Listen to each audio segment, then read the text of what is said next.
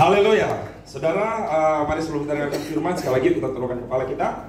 Kita berdoa, kita mohon tuntunan Roh Kudus. Roh Kudus yang baik, kami berdoa biar Engkau yang berbicara kepada kami di sepanjang bulan ini Tuhan. Biar kebenaran firman-Mu yang mengubahkan kami, menjadikan kami seperti yang Tuhan mau. Terima kasih Bapak, kami mengucap syukur. Di dalam nama Yesus, mari yang siap dengan firman sama-sama katakan Amin. Saudara, Yohanes 8 ayat yang ke-23 berkata demikian, dan kamu akan mengetahui kebenaran, dan kebenaran itu akan memerdekakan kamu. Amin. Saudara, saya percaya bahwa yang memerdekakan kita itu adalah kebenaran yang diketahui. Dan saya berdoa di sepanjang bulan ini, saudara betul-betul buka hati saudara untuk menerima kebenaran dan kebenaran demi kebenaran, karena itulah yang akan mengubah hidup saudara. Itulah yang akan membuat saudara mengalami kemenangan demi kemenangan. Kita menjadi orang yang menang bukan karena kita datang ke gereja, bukan karena kita melakukan aktivitas rohani, tetapi yang membuat saudara dan saya hidup dalam kemenangan adalah ketika saudara dan saya mengetahui kebenaran dan kita melakukan kebenaran itu. Ya. Dalam bulan ini tema besar kita adalah signifikan. Ya, nanti saya akan jelaskan signifikan itu apa. Ya. Dan pada hari ini tema kita adalah salt of the world, menjadi garam dunia. Saudara, kalau kita ngomong garam, maka kita akan tahu bahwa itu sesuatu yang dibutuhkan oleh banyak orang. Tetapi yang Tuhan maksudkan untuk menjadi garam dunia seperti apa, nanti saya akan jelaskan. Sebelum saya menjelaskan itu, saya ingin hendak mengajak saudara kembali melihat di dalam 4 bulan ini, saudara, kita sudah belajar lewat satu tokoh yang namanya Ishak, betul ya? Nah, di dalam 4 bulan ini, dari bulan Januari kita belajar mengenai the status. Saudara, status saudara tidak serta-merta langsung mengubah kepribadian kita. Gak bisa saudara ya. Saudara adalah seorang yang malas-malesan. Saudara tiba-tiba bekerja, tidak bisa membuat saudara langsung jadi orang rajin, langsung jadi, gak bisa saudara ya. Status kita bukan jaminan kehidupan kita akan berubah. Nah, kita juga udah belajar di bulan Februari bagaimana ketika status kita berubah, kita tahu bahwa kita adalah anak Allah, janji-janji Tuhan banyak dalam hidup kita. Tetapi jangan lupa, selalu ada struggles dalam kehidupan kita. Ada di tempat ini yang tidak punya pergumulan? Saya yakin, semua kita pasti punya pergumulan. Tetapi kita sudah belajar di dalam minggu kedua, apa yang harus kita lakukan ketika ada masalah, apa yang harus kita lakukan ketika ada pergumulan, apa yang harus kita lakukan ketika ada tantangan. Bulan ketiga, kita belajar mengenai submission. Struggles boleh ada, tetapi yang terpenting adalah kita tahu, sekalipun kita tertolak, sekalipun kita kehilangan, sekalipun kita mengalami hal yang buruk. Bulan lalu kita udah belajar apa? Tetap harus ada penundukan diri. Itu adalah perjalanan kita di dalam 3 bulan ini. Dan di bulan yang keempat, di bulan ini, kita akan belajar mengenai signifikan. Wah, signifikan itu apa sih saudara? Kalau saya ngomong kata sukses, apa yang ada dalam bayangan saudara? Berhasil, jadi orang yang hebat, number one. Semua orang tahu mengenai pengertian sukses. Tetapi apakah saudara tahu apa artinya signifikan? Boleh klik sekali lagi. Apakah saudara tahu artinya signifikan? Saya akan mengajak saudara untuk melihat perbedaan sukses dan signifikan. Biar kita tahu perbedaannya itu apa sih? Karena kalau saya ngomong sukses, semua orang punya bayangan. Tapi kalau saya ngomong signifikan, gak banyak orang punya bayangan. Nah, saya akan mengajak saudara untuk melihat. Orang sukses adalah orang yang berhasil mencapai sebuah atau keberhasilan. Itu orang sukses. Tetapi orang yang signifikan adalah orang yang bukan hanya sukses, dia berhasil membuat orang lain berhasil. That is a significant. Kalau sukses, saya bisa mencapai puncak. Tapi kalau signifikan, ketika saya ada di puncak, saya membuat orang-orang yang di bawah saya menjadi orang yang berhasil. Itu signifikan. Perbedaan yang kedua apa? Orang yang sukses adalah orang yang memiliki nilai tambah bagi diri kita sendiri. Orang yang sukses, dia akan belajar banyak, dia akan ikut seminar sana sini untuk membuat dia memiliki banyak nilai tambah. Tetapi orang signifikan adalah orang yang bukan hanya dia menambahkan nilai tambah dalam dirinya dia adalah orang yang menambahkan nilai tambah bagi orang lain. Kehidupannya itu memberi dampak. dimanapun dia berada, dia memberikan impact buat orang lain. Orang lain diberikan nilai tambah. Saudara, di dalam perjalanan pekerjaan saya, dulu saya kerja di sebuah mall. Saudara, staff saya, dia awalnya dari seorang resepsionis. Saya ngeliatin ini orang punya potensi. Kemudian saya angkat dia untuk menjadi admin di tempat departemen saya. Saudara tahu apa yang terjadi? Dia naik jadi manajer, dia naik jadi asisten GM. Dia naik, hari ini dia dipercayakan di sebuah perusahaan untuk menghandle banyak hal.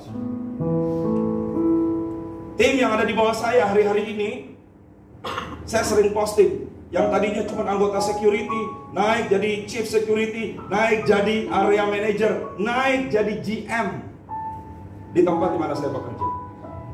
Saya bilang kepada seluruh staf saya, suatu saat kalian harus duduk di tempat di mana saya duduk. That is the truth. Saya bilang ini kebenaran buat saudara. Saya bilang suatu saat kalian duduk di tempat saya. Kenapa? Saya nggak mau lama-lama ada di sini. Semua orang tanya, Pak, kenapa? Karena ketika saudara duduk di tempat di mana saya berada, artinya saya sudah berada lebih tinggi di tempat di mana saya hari ini berada. Itu namanya signifikan. Kita memberikan nilai tambah bagi orang lain. Sepanjang perjalanan karir saya, saudara boleh tanya ke istri saya, semua tim di bawah saya hari ini semuanya jadi manajer. Semua sudah. Tim di mana saya bekerja dulu, hari ini almost semua jadi manajer di mall-mall besar. Betul, sudah. Kenapa? Itu signifikan. Jadi bukan hanya kita berhasil, bukan hanya kita capai sesuatu, tapi kita ajak orang lain untuk mencapai posisi di mana kita berada. Signifikan itu apa? Apa yang berhasil kita raih dalam hidup ini, itu sukses. Tapi signifikan, apa yang berhasil kita berikan kepada orang yang ada di sekitar kita. Coba saudara renungkan ketika saya menyampaikan firman Tuhan ini. Berapa banyak orang yang sudah mengalami banyak hal lewat hidup saudara? Berapa banyak orang yang sudah saudara buat berhasil? Berapa banyak orang yang sudah saudara angkat dia menjadi seorang pemimpin? Suatu saya dipercayakan di tempat ini, saya kumpulin teman-teman TG. Dan saya bilang begini, saya akan memperlengkapi bapak-bapak, kalian orang-orang hebat. Karena kenapa? Kalian punya potensi yang luar biasa. Kalian akan saya perlengkapi dengan apa yang sudah Tuhan berikan. Kita sama-sama belajar. Sukses itu apa? Sukses adalah orang yang berhasil mencapai puncak, on the top. Tetapi signifikan adalah orang yang melampaui puncak, over the top. There is a significant. Saya berharap ketika saudara nangkap ini, buang dari pikiran kita jauh-jauh untuk hanya sekedar menjadi orang yang berhasil. Karena Tuhan memanggil saudara untuk menjadi orang yang signifikan. Nanti saya akan sampaikan firman-Nya. Perbedaan yang keempat, yang kelima adalah orang yang sukses hanya berdampak kepada diri sendiri.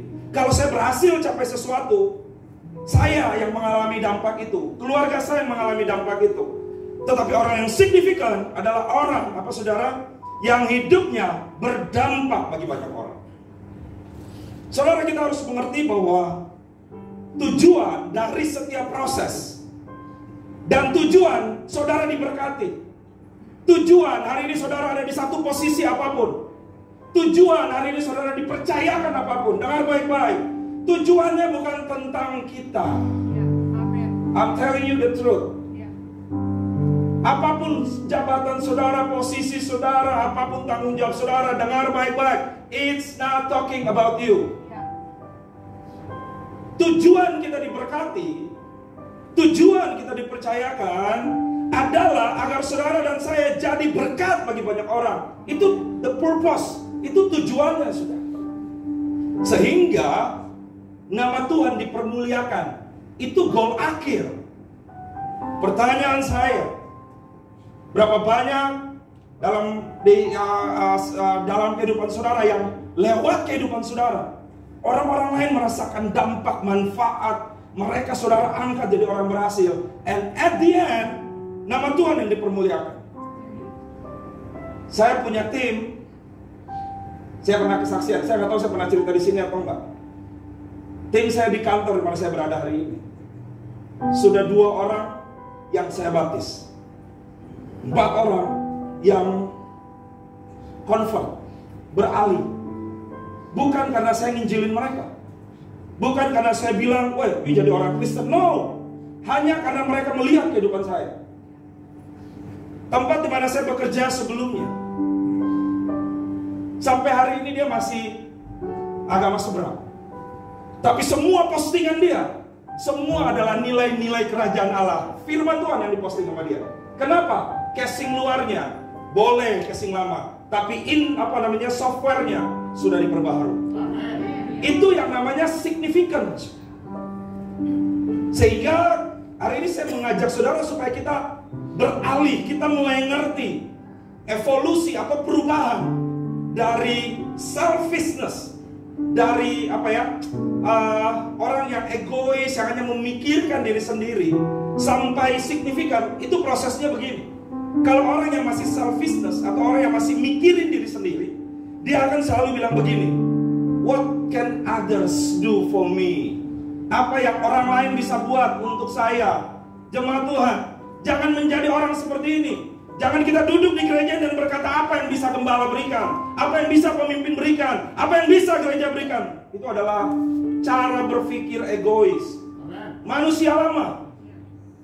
Kalau sampai hari ini kita masih berpikir demikian, saudara duduk dan saudara bilang, apa yang gua dapetin di sini? Itu adalah manusia lama. Kemudian orang yang mulai diubahkan, dia akan mulai berpikir mengenai sukses. Sehingga dalam pikiran dia udah nggak menegadah tangan, tetapi dia udah mulai berpikir bahwa what can I do for myself? Apa yang bisa saya lakukan buat diri saya? Apa yang bisa saya lakukan supaya saya berhasil? Apa yang bisa saya lakukan supaya saya bisa jadi pemimpin? Apa yang itu yang dipikirin? It's a good sebenarnya, tapi nggak cukup sampai di situ. Saya ngajak seluruh jemaat di tempat ini dengar baik-baik. Come on, jangan cukup sampai saudara menjadi orang yang berhasil. Lebih daripada itu, menjadi orang yang signifikan. Orang yang signifikan, cara berpikirnya berbeda. Dia akan bilang, what can I do for others? Apa yang bisa saya lakukan buat orang lain? Apa yang bisa saya lakukan buat orang lain? Apa yang bisa saya lakukan buat teman saya? Apa yang bisa saya lakukan buat tempat di sekitar saya bekerja?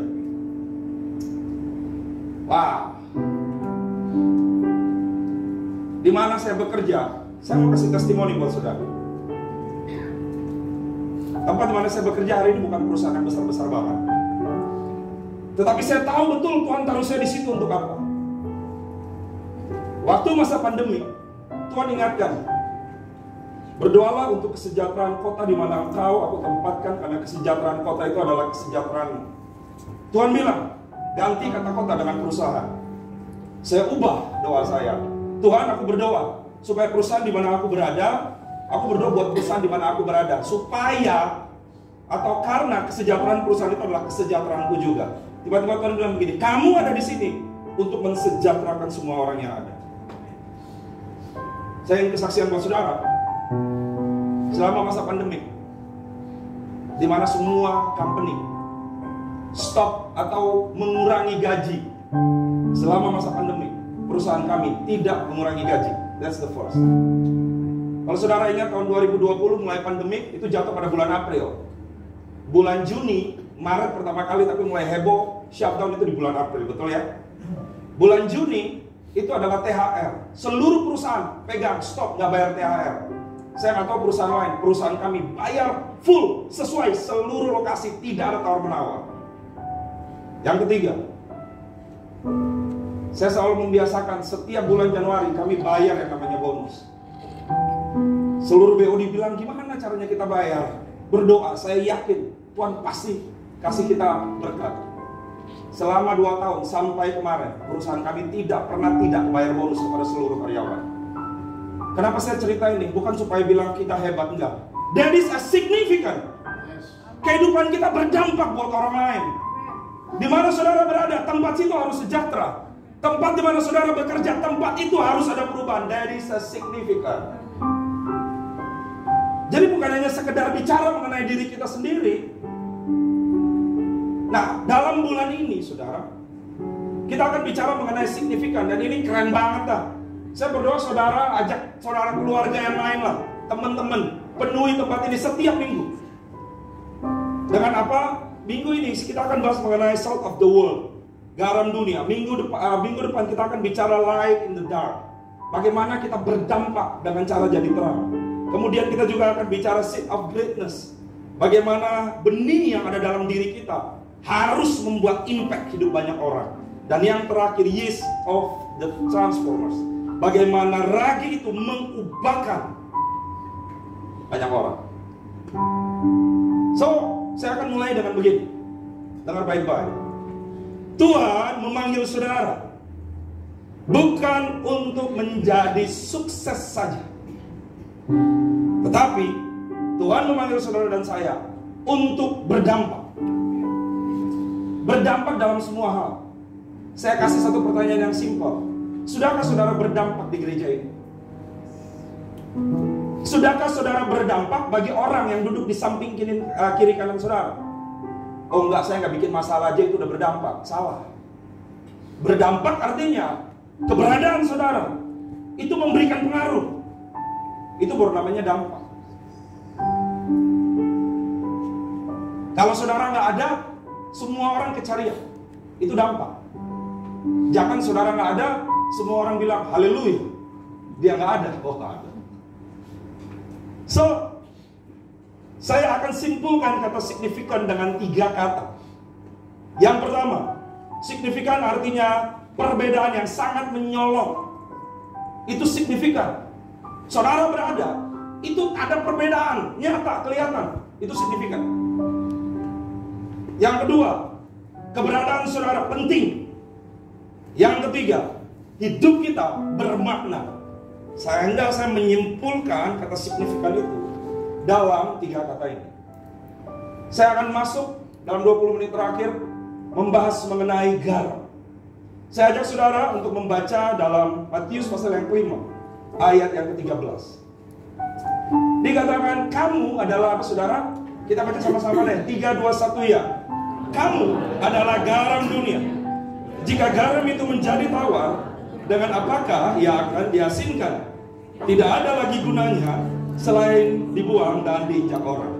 Kita ganti kata kamu dengan saya. Katakan saya. Sambil saudara tepuk dada saudara. 3, 2, 1 ya. Saya adalah garam dunia. Jika garam itu menjadi tawar, dengan apakah ia diasinkan? Tidak ada lagi gunanya selain dibuang dan diinjak orang. Dari satu ayat ini ada 4 pelajaran penting yang bisa kita pelajari. Pelajaran penting pertama yaitu apa? Saudara dan saya dipanggil untuk menggarami dunia. Itu final, itu fix, gak bisa diganggu-gugat. Jadi kalau kita tahu bahwa kita dipanggil untuk menggarami dunia, pertanyaan saya, sudahkah orang-orang di sekitar saudara merasakan garam saudara? Sudahkah orang-orang di samping kiri kanan, waktu saudara ada di gereja, waktu saudara bekerja, merasakan dampak? Bukan hanya waktu ada saudara orang ketawa lucu-lucuan, bukan. Saya sedang berbicara mengenai perubahan hidup.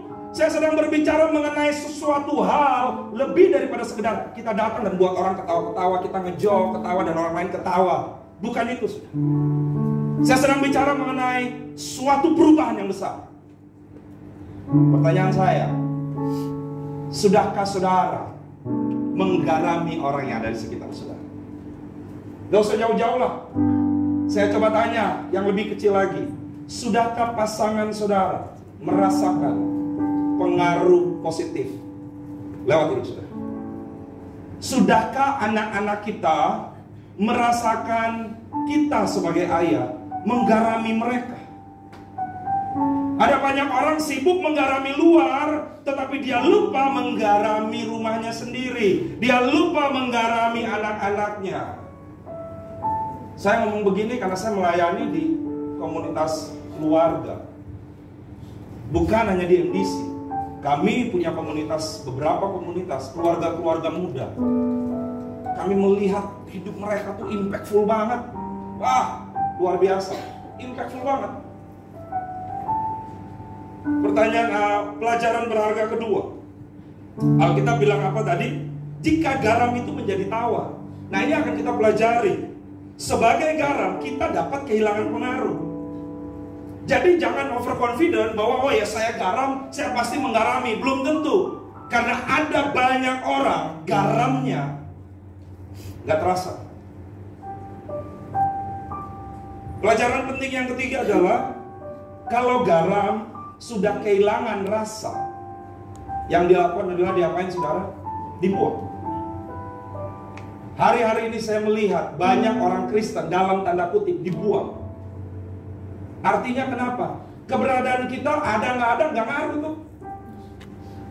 Malah kebanyakan keberadaan kita sebagai anak Tuhan membawa pengaruh yang negatif. Ngomongin orang, ceritain orang, nyolong di dalam kantor.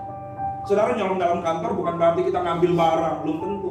Nyolong dalam kantor contohnya adalah jam kerja saudara pakai buat main game. Jam kerja harusnya udah balik dari makan siang, saudara masih makan sampai balik-balik 1:30. Itu termasuk salah satu namanya mencuri waktu di dalam tempat pekerjaan. Sehingga hari ini saya ingin kita mengerti mengenai hal ini. Yang keempat lebih parah, kalau sudah dibuang, apa yang akan dilakukan? Diinjak, artinya udah gak ada lagi nilainya.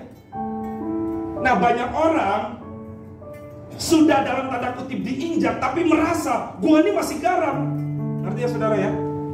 Padahal udah dibuang, udah diinjak.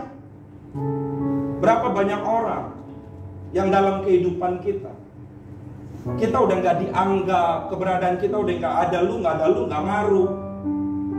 Malah orang kadang-kadang bilang, udahlah gak usah gaul sama dia lah. Itu namanya dibuang. Tapi kita masih overconfident dan kita merasa bahwa wah, saya ini garam. So, kita akan lihat dari Matius pasal yang kelima ayat 1 sampai ayat yang ke-12, bagaimana agar garam tidak kehilangan rasa asin. Saudara, saya akan ngajak saudara baca, boleh ditayangin ayat firman Tuhannya ya. Saya nggak tulis di sini. Matius 5 ayat 1 sampai ayat yang ke-12. Saudara harus mengerti, Matius yang kelima ini mengenai, kalau kita baca, mengenai ucapan bahagia. Tetapi kata ucapan bahagia ini memiliki hubungan yang sangat erat. Karena dari ayat pertama sampai yang ke-12, kalau saudara baca di ayat yang selanjutnya, baru dikatakan kamu adalah terang dunia. Jadi ketika Tuhan bilang kamu adalah terang dunia, Tuhan sudah lebih dulu menjelaskan dari ayat 1 sampai ayat 12. Nah, itu yang akan kita pelajari. Saudara ngerti ya? Jadi kalau kita baca ayat ini secara keseluruhan, kita nggak bisa lepasin dari cuma membahas mengenai kamu adalah terang dunia. Nah, terang dunia yang dimaksudkan itu apa? Itu ada di ayat yang pertama sampai ayat yang ke-12. Saya ajak kita untuk baca bersama. Saya akan baca, saudara boleh mengikutinya. Ayat yang pertama. Ketika Yesus melihat orang banyak itu, naiklah ia ke atas bukit. Dan setelah ia duduk, datanglah murid-muridnya kepadanya. Maka Yesus pun mulai berbicara dan mengajar mereka, katanya. Jadi Yesus mulai pengajaran. Ini disebut dengan 8 ucapan bahagia. Ada 8 hal yang Tuhan Yesus sampaikan. Dikatakan, berbahagialah orang yang miskin di hadapan Allah, karena mereka yang punya kerajaan Allah. Berbahagialah orang yang berduka cita, karena mereka akan dihibur. Berbahagialah orang yang lemah lembut, karena mereka akan memiliki bumi. Berbahagialah orang yang lapar dan haus akan kebenaran, karena mereka akan dipuaskan. Berbahagialah orang yang murah hatinya, karena mereka akan beroleh kemurahan. Berbahagialah orang yang suci hatinya, karena mereka akan melihat Allah. Berbahagialah orang yang membawa damai, karena mereka akan disebut anak-anak Allah. Berbahagialah orang yang dianiaya oleh sebab kebenaran, karena mereka lah yang mempunyai kerajaan surga. Berbahagialah kamu jika karena aku kamu dicela dan dianiaya, dan kepadamu difitnahkan segala yang jahat. Bersukacita dan bergembiralah, karena upahmu besar di surga. Sebab demikian juga telah dianiayanya nabi-nabi yang sebelum kamu. Saudara, kalau baca ayat ini kayaknya kontradiktif. Kontradiktif itu artinya bertolak belakang. Saya kasih contoh. Dibilang apa namanya saudara? Berbahagialah orang yang berduka cita. Kenapa sih orang berduka cita harus berbahagia? Kemudian dibilang apalagi saudara? Berbahagialah orang yang lapar dan haus akan kebenaran. Nah, jadi setelah Yesus menjelaskan itu, murid-murid mungkin mikir, ini apa maksudnya? Oke? Kemudian setelah dijelasin 8 ucapan bahagia, baru di ayat yang ke-13 Yesus bilang demikian, kamu adalah garam dunia. Apa sih hubungannya? Nah, kita akan belajar ya, bahwa ternyata yang bisa membuat rasa asin dalam hidup kita hilang adalah ketika kita nggak menerapkan 8 nilai-nilai kerajaan ini. Yang membuat kita kurang pengaruh dalam kehidupan kita adalah ketika kita tidak mengaplikasikan 8 nilai yang ada dalam firman ini. Saya akan bahas secara singkat. Yang pertama, Alkitab bilang demikian, berbahagialah orang yang miskin di hadapan Allah, karena mereka lah yang mempunyai kerajaan surga. Saudara, kata miskin di dalam terjemahan ini itu memiliki 2 pengertian. Ya, saya nggak akan bahas bahasa Ibrani-nya karena saya punya waktu singkat. Tapi 2 pengertian ini artinya kenapa? Yang pertama itu adalah miskin yang benar-benar absolut. Jadi benar-benar miskin, kin, nggak bisa apa-apa. Sedangkan miskin yang kedua itu artinya dia di bawah rata-rata, di bawah standar. Jadi dia berkekurangan lah. Itu miskin yang kedua. Oke. Nah, yang dimaksud dengan kata berbahagialah orang yang miskin bukan miskin yang sedikit-sedikit. Yang dimaksud dengan kata miskin di sini dipakai bahasa Ibrani adalah tokos, yang artinya miskin absolut. Miskin absolut itu apa sih? Adalah orang-orang yang merasa bahwa kita itu nggak bisa apa-apa tanpa Tuhan. Kita merasa bahwa we are nothing without God. Orang yang miskin secara absolut yang dimaksudkan di sini adalah orang-orang yang memiliki kesadaran bahwa kita itu nggak akan berhasil kalau kita nggak mengandalkan Tuhan. Sampai hari ini, setiap kali saya sampai di ruang kerja saya, sebelum saya mulai menyalakan komputer, yang harus saya lakukan adalah saya akan lipat tangan, saya berdoa, Tuhan, berikan saya hikmat, tolong saya. Saya nggak tahu apa yang harus saya lakukan. Ketika kami nggak punya lagi dana, apa yang harus kami lakukan? Sedangkan jatuh gajian sudah harus berjalan. Semua klien yang kami tagih, bukannya bayar malah omelin kita. Kamu nggak tahu ya, keadaan kan lagi susah, keadaan lagi sulit, jangan lagi nagih. Biasanya orang yang berhutang lebih galak dari yang pinjemin. Itu kejadian juga di company. Dalam keadaan seperti itu kita mau ngapain? GM Finance saya bilang gini, Pak, ini udah mau gajian nih Pak, seminggu lagi mau gajian. Saya juga nggak tahu mau ngapain. Saudara tahu apa yang saya lakukan? Saya angkat telepon, saya bilang, kumpulin GM-nya, kumpulin manajernya, datang ke ruangan saya. Waktu mereka datang ke ruangan saya bilang begini, mulai besok kita semua puasa. Semua orang bilang, Pak, buat apa? Saya bilang, mau gajian nggak? Kalau mau gajian, kita puasa. Mereka kaget, tapi karena perintah, ya wes dilakuin aja. Sebelum bubar, saya bilang ke tim, mari kita berdoa. Tuhan, kami berdoa, saya berdoa sungguh-sungguh. Tuhan, kami percaya Tuhan akan buka pintu. Saya biasa berangkat kantor jam 8, jam 9. Dalam perjalanan, GM Finance saya telepon, Pak, jam 9, Pak, ini luar biasa Pak, ini luar biasa. Hari Senin saya panggil, saya suruh puasa hari Selasa. Selasa pagi saya ditelepon. Kenapa? Saya bilang, Pak, Bapak tahu kan klien kita yang sudah 8 bulan gak bayar? Yang kemarin saya cerita ke Bapak, galaknya minta ampun. Saya nggak tahu Pak. Tadi pagi jam 7 dia WA saya dan bilang, hari ini kami bayar. Saudara bayangin, kemarin baru diomelin, hari ini Tuhan ubah hatinya, kami dibayar full 8 bulan. Saya mau tanya buat saudara, siapa yang bisa melakukan itu? Wah, semua bingung. GM Finance saya semangat, Pak, kalau begitu puasa kita diperpanjang. Mujizat nggak cukup sampai di situ. Siangnya dia telepon, sorenya dia telepon, sampai sorenya dengan mata berkaca-kaca dia kumpulin staffnya yang hampir kalau di finance itu banyak juga yang masih non Kristen. Dia kumpulin dan dia bilang begini, hari ini saya baru melihat ketika kita mengandalkan Tuhan, Tuhan sanggup membuka pintu-pintu. Dia ngomong di hadapan banyak orang yang non-Kristen. Dan dia bilang begini buat staffnya. Kemarin kan saya cuma panggil GM sama manajer. Hari itu dia perintahkan kepada seluruh staffnya, mulai besok kalian semuanya puasa sama saya 1 minggu. Saudara, kami itu biasa gajian di akhir bulan, tanggal 30, tanggal 29 atau tanggal 31. Hari itu, bulan itu, untuk pertama kalinya, saking happy-nya, tanggal 23 sudah digaji. Saya juga kaget. Saya panggil dia, saya bilang, lo kemarin baru bilang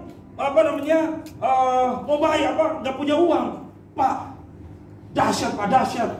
Ini duit yang masuk melebihi daripada apa yang kebutuhan kita untuk bayar gaji. Mohon maaf Pak, boleh nggak sebagai ucapan terima kasih buat karyawan yang sudah puasa, kita bayar gajinya lebih dulu. Haleluya. Kasih tepuk tangan dulu buat Tuhan. Amin.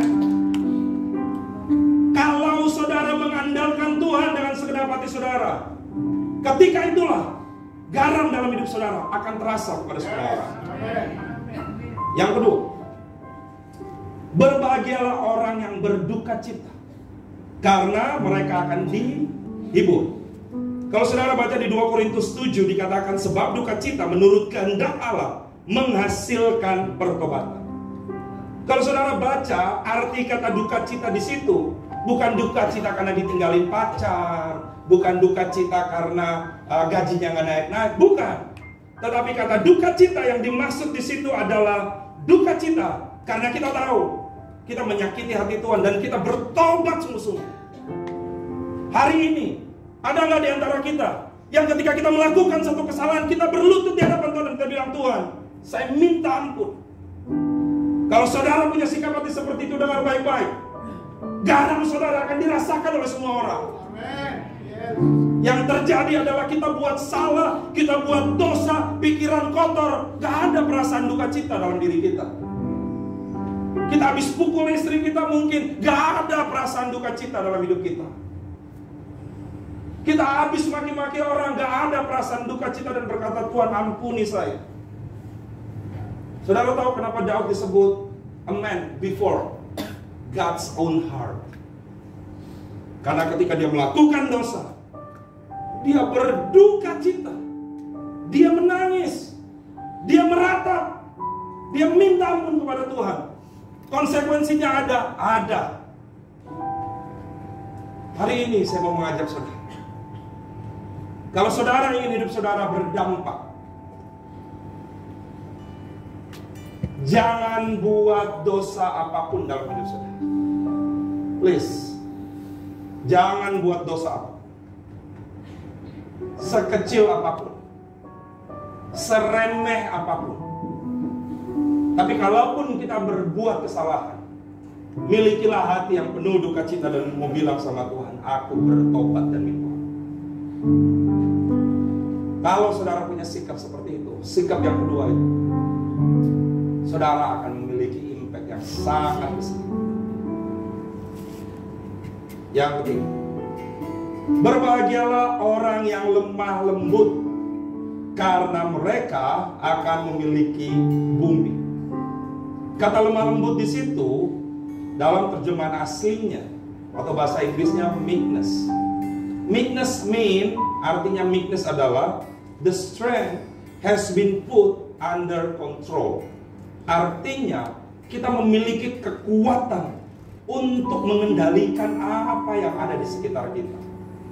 Orang yang berdampak, orang yang punya pengaruh adalah orang-orang yang mampu mengendalikan dirinya dia. Saya sering cerita, sampai hari ini, setiap hari Senin, saya mengajak anak-anak saya, sekeluarga selalu puasa. Mereka puasa sudah. William, Caitlin pernah ikut saya puasa di Ramadan tahun lalu, full 1 bulan. Habis 1 bulan, saya bilang, Will, Kate, papi ngerasa papi harus melanjutin karena ada hal yang perlu papi doain. Saudara tahu apa yang William bilang? Papi, I'm with you. Saya sama-sama sama dia.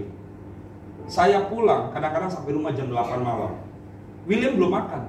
Jadi jam 6 dia cuma minum, dia cuma makan roti. Maminya tanya, Will kenapa belum makan? Aku mau nunggu Dedi. Kenapa kita ajarkan itu? Alasannya cuma satu. Kami hendak mengajarkan anak-anak kami apa artinya pengendalian diri. Saudara, anak saya setiap dia punya jatah beli mainan. Saudara tahu nggak? 50.000 untuk 3 bulan. Sanggup nggak saya beli mereka mainan setiap bulan 50.000? Kalau cuma 50.000 saya bisa.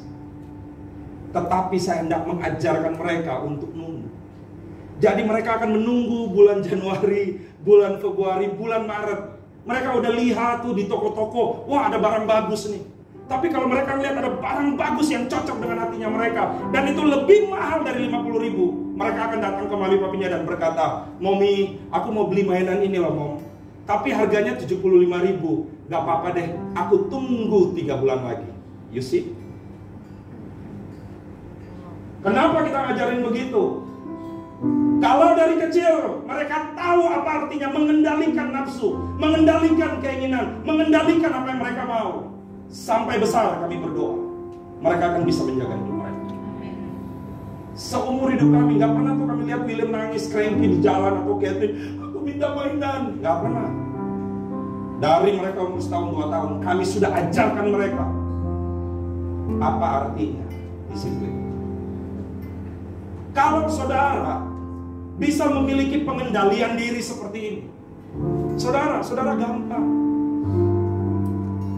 Anak-anak kami gak susah kalau dia bilang, "Oke, besok bangun pagi jam 4 kita mau doa." Bangun saudara, gak ada yang dia namanya, no. Jam 4 bangun. Jam 5 bangun semua. Kenapa? Dari kecil kami latih mereka, kami didik, kami ajarkan mereka. Kalau saudara bisa memiliki pengendalian diri seperti itu, saudara akan punya impact yang besar. Yang keempat, berbahagialah orang yang lapar dan haus akan kebenaran, karena mereka akan dipuaskan. Berapa banyak di antara kita yang punya kerinduan untuk baca firman Tuhan? Setiap hari istri saya sampai jam 12 kurang itu baca Alkitab. Karena kenapa? Dia berkomitmen dengan sesama moms yang ada, ibu-ibu yang ada. Setiap hari mereka harus baca firman. Bukan cuma satu ayat, sudah beberapa pasal. Bukan cuma baca beberapa pasal, mereka harus journaling, tulis setiap hari. Bukan hanya harus tulis setiap hari. Setiap hari ada 2 ayat yang mereka harus hafalkan dan mereka kirim di dalam grup. Setiap hari. Lewat dari jam 12, langsung namanya R1. R itu reminder 1. Kalau orang kerja namanya SP1. Wah, saudara banyak. Baca Alkitab, telat dapat SP1. Tapi kita hendak mengajarkan orang-orang untuk apa? Tahu bahwa firman Tuhan itu penting. Kalau saudara gak punya kerinduan untuk baca firman Tuhan, jangan berharap hidup kita berdamai. Yang kelima, berbahagialah orang yang murah hatinya, karena mereka akan beroleh kemurahan. Bicara mengenai apa? Orang-orang yang rela berkorban untuk kebaikan dan kepentingan orang lain. Saudara, hidup kita bukan bicara mengenai diri kita. Hidup kita bicara mengenai orang lain. Gak apa-apa kita rugi, yang penting orang lain enggak. Kalau saudara punya prinsip seperti itu, saudara akan jadi orang yang berdamai. Yang keenam, berbahagialah orang yang suci hati. Di dalam terjemahan bahasa Inggris King James Version dikatakan, "Blessed are the pure in heart." Orang-orang yang memiliki motivasi yang murni, hati yang bersih. Gak ada keinginan macam-macam, gak ada keinginan mau ini mau itu, gak, murni hatinya. Kalau saudara punya hati seperti itu, saudara akan berdamai. Berbahagialah orang yang membawa damai, karena mereka akan disebut anak Allah. Artinya di mana kita berada, keadaan di situ damai, aman. Saya sering bilang, saya pernah tulis di postingan saya bilang begini, ada yang pernah ngerasain surga? Wah, agak belagu sedikit saudara. Ada yang pernah ngerasain surga? Kemudian saya melanjutkan, kalau belum pernah, saudara silakan datang ke Villa Mutia Kirana Blok D5 nomor 11. Banyak orang nanya, kenapa lu tulis begitu? Saya bilang sama mereka, saya bukan bilang bahwa kami ini udah baik, kami punya banyak struggles. Tetapi kami belajar setiap hari melakukan firman Tuhan. Setiap kali kami melakukan firman Tuhan, ada surga di dalam keluarga kami. Apakah kita nggak pernah berantem? Pernah. Tetapi habis berantem, kami semakin mengasihi. Saya berbicara di depan saudara, di depan ada istri saya. Saudara bisa mengkonfirmasi hal ini kepada istri saya. Yang ke-8, berbahagialah orang yang dianiaya oleh sebab kebenaran, karena mereka lah yang punya kerajaan surga. Artinya, apapun yang terjadi, yuk kita tetap berdiri teguh dalam firman Tuhan. Meskipun ada tantangan, ada hal yang yang buruk, saudara tetap teguh. Saya akan tutup dengan sebuah kisah terakhir. Satu kali ada seorang yang bernama Johnny. Dia adalah seorang Down syndrome. Umurnya 20 tahun. Saudara tahu Down syndrome? Nah, Down syndrome itu orang yang punya biasa lahir sudah punya bawaan lah ya. Dan itu dia tidak bisa beraktivitas normal layaknya banyak orang. Karena dia tidak bisa bekerja seperti banyak orang. Dia minta izin bekerja di sebuah perusahaan retail. Jadi kayak di sini kayak kayak Giant, kayak toko-toko groceries gitulah ya. Tapi hanya di bagian pengepakan. Jadi kalau saudara pergi, biasa ada bagian yang bungkus ya, dipak. Dia cuma bisanya itu doang. Sampai suatu ketika manajemennya mengumumkan bahwa perusahaannya mengalami banyak sekali kerugian karena ada banyak saingan, sehingga omset perusahaan itu semakin hari semakin turun. Johnny berpikir apa yang bisa dia lakukan. Saudara, satu ketika dia mendengar ada seorang yang berkata-kata. Dia berbicara bahwa dimanapun engkau berada, engkau bisa membuat pengaruh. Sekalipun itu hal yang kecil, engkau bisa menjadi berkat. Hari itu dia berdoa dan dia bilang, Tuhan, saya ingin jadi berkat, tapi saya punya banyak kelemahan. Tiba-tiba dia mendapatkan satu hikmat. Walaupun dia Down syndrome, tapi dia bisa baca, dia bisa nulis. Walaupun tulisannya nggak begitu baik. Setiap hari itu dia selalu baca firman dan dia selalu dapat insight. Dia selalu tulis. Hari itu dia memutuskan, saya tuh setiap hari dapat kata-kata yang positif. Dia ngomong ke mamanya dan dia bilang, Mam, ini aku punya banyak kata positif. Bisa nggak diketik yang bagus, print, dipotong, aku mau bagikan ini buat setiap orang. Saudara, judul daripada tulisan itu adalah Thought of the Day, pemikiran pada hari ini. Di bawahnya dia akan tulis apa yang dia dapatkan, termasuk ayat firman Tuhan. Sesuatu yang kecil, yang kelihatannya nggak berdampak. Di toko itu ada beberapa tempat untuk pengepakan. Semua makin hari makin sepi. Tetapi yang membuat perbedaan, tiba-tiba manajer hotel melihat, kok banyak orang ngantri di tempat si Johnny ini. Biasa kalau kita kerja di toko retail, kalau suatu antrian udah panjang, kita akan datang dan bilang, Pak, Bu, mohon maaf, di situ masih kosong, boleh pergi ke situ aja. Saudara tahu jawaban orang-orang itu? Kami nggak mau, kami mau tetap berada di link sini. Mereka nanya, kenapa? Kami suka sekali dengan thought of the day yang kami dapatin. Jadi mereka tuh nggak berrela ngantri di situ supaya habis di packing sama si Johnny, mereka dapat kertas itu. Sesuatu yang besar terjadi. Perusahaan itu yang tadinya udah mau bangkrut, kemudian mulai berubah. Karena orang-orang yang antri di situ hidupnya diubahkan hanya karena sebuah tulisan kecil. Dan mereka mulai menceritakan kepada banyak orang, kalian kalau mau belanja di situ aja. Hidup kita banyak berubah dapat tulisan yang kecil. Bahkan mereka melakukan penelitian dan melihat orang yang dulunya berbelanja seminggu sekali, sekarang 2 hari sekali, hanya supaya bisa dapat thought of the day daripada si Job. Ini adalah kisah nyata. Sampai dibuatkan sebuah buku mengenai how to be a good customers, a good orang-orang yang melayani. Saudara, waktu saya lihat ini, saya ingat Matius 5 yang tadi kita baca. Dibilang apa? Berbahagialah orang yang murah hati, yang selalu punya keinginan untuk menolong orang lain. Apa yang terjadi?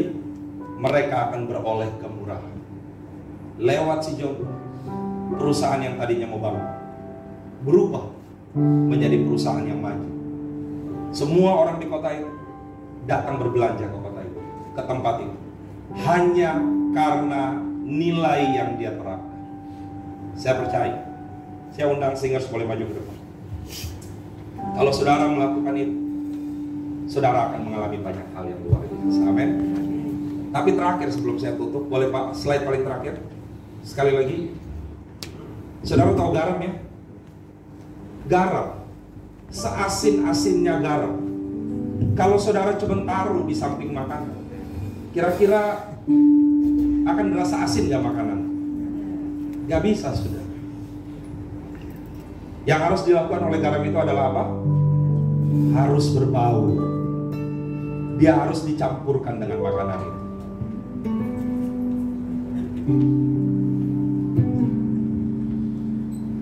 Harus bercampur. Karena dengan demikian dia akan merasakan manfaat. Saya berdoa saudara di tempat ini kita gak jadi orang-orang yang eksklusif, tapi kita boleh menjadi orang-orang yang menjadi berkat buat banyak orang. Amin. Saudara, lagu ini saya suka sekali nyanyi, karena lagu ini dimulai dengan satu kata-kata yang sangat indah. Dibilang begini, ku hidup karena percaya. Amin. Hari ini kalau saudara ada, itu semua karena anugerah Tuhan. Dan saya berdoa saudara bukan hanya jadi orang yang sukses, saudara jadi orang yang signifikan. Mari kita tundukkan kepala kita. Ku